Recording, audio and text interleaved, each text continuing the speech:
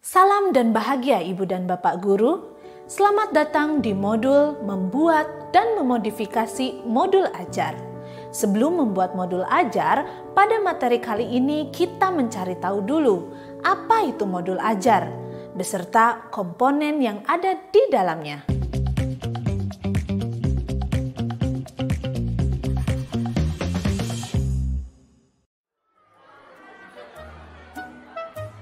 Bu Yani sudah membuat RPP? Saya pakai RPP dari internet. Minggu depan pengawas sekolah datang. Jadi aman. Apa saya ikut cara Bu Yani ya? Iya Pak. Mudah, aman pula dari teguran dan sanksi. Kepala sekolah juga pasti senang. Iya sih Bu, tapi bagaimana ya dengan murid? Saya merasa bersalah karena tidak berdasarkan kebutuhan mereka. Kenapa harus capek membuat RPP sendiri, Pak? Toh nanti kita mengajar pakai buku teks saja. Tidak apa-apa, Pak. Murid juga tidak akan tahu, kan? Merencanakan pembelajaran itu kan gak bisa asal, Bu. Harus disesuaikan dengan kebutuhan murid, latar belakang, tempat tinggal, juga kemampuannya. Itu sangat penting dan akan berdampak ke murid, Bu.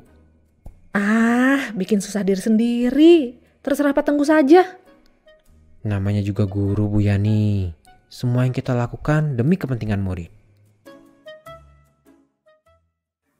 Ibu dan Bapak Guru, dari percakapan tadi, Pak Tengku menekankan bahwa membuat RPP sesuai kebutuhan murid itu penting. Sementara Ibu Yani ingin aman dengan cara praktis, menghindari teguran kepala sekolah dan pengawas. Nah, apa pendapat Ibu dan Bapak Guru tentang rencana pelaksanaan pembelajaran? Lalu, apa ya kaitannya dengan materi modul ajar ini? Mari kita simak penjelasan berikut. Modul ajar merupakan salah satu perangkat ajar, sama seperti RPP atau lesson plan, yang memuat rencana pembelajaran di kelas. Namun, modul ajar memiliki komponen yang lebih lengkap dibanding RPP. Apa saja komponen modul ajar? Yuk kita lihat bersama. Mari kita lihat contoh modul ajar IPAS fase B berikut. MA IPAS ini disusun untuk 1 unit materi atau 5 kali pertemuan. Jumlah pertemuan dalam MA tentunya akan menyesuaikan dengan alokasi waktu dan TP yang kita buat saat menyusun ATP. Terdapat beberapa komponen dalam MA, yaitu fase capaian pembelajaran atau CP, jumlah jam pembelajaran atau JP. Bagian ini disesuaikan dengan alokasi yang sudah kita tentukan di awal. Model belajar yang kita gunakan apakah daring, luring, atau campuran. Tujuan pembelajaran yang sudah kita tentukan saat menurunkan capaian pembelajaran menjadi ATP. Di contoh ini terdapat 3 TP. Dimensi Pancasila, yakni dimensi profil pelajar Pancasila mana yang dapat dipenuhi dengan pembelajaran pada MA ini. Pengetahuan atau keterampilan prasyarat yang perlu dimiliki murid sebelum mempelajari topik tertentu. Kompetensi awal merupakan ukuran seberapa dalam modul ajar ini dirancang. Selanjutnya, komponen-komponen detail per pertemuan, yaitu bahan ajar.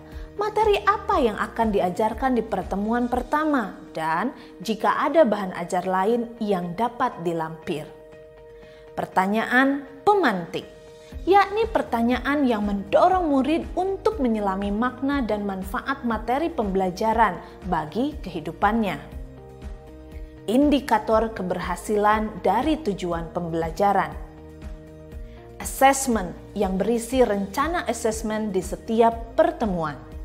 Sarana dan prasarana atau pendukung pembelajaran seperti sumber belajar, media, lembar asesmen, dan lain-lain.